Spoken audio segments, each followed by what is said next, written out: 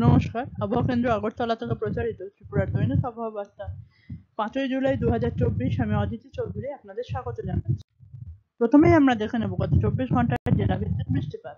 গত 24 ঘন্টায় ত্রিপুরার খোয়াই ও দক্ষিণ জেলায় মাঝারি বৃষ্টিপাত, পশ্চিম সিপাহীজলা ও গোমতী জেলায় হালকা বৃষ্টিপাত এবং ধলাই, ঊনকোটি ও উত্তর জেলায় অতি হালকা বৃষ্টিপাত পরিলক্ষিত হয়।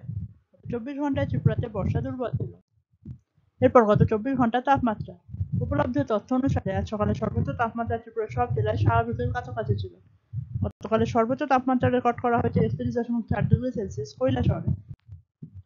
উপলব্ধ তথ্য অনুসারে আজ সকালে সর্বনিম্ন তাপমাত্রা ত্রিপুরার সব জেলায় স্বাভাবিকের কাছাকাছি ছিল।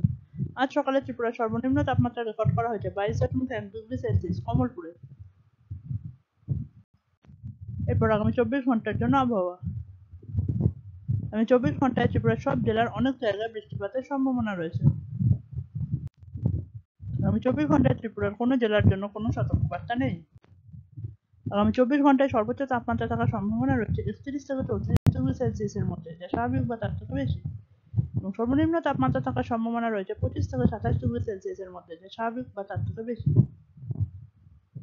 আমাদের পরবর্তী দৈনিক আবহাওয়া বার্তা প্রচারিত হবে আগামীকাল অর্থাৎ 6 জুলাই 2024।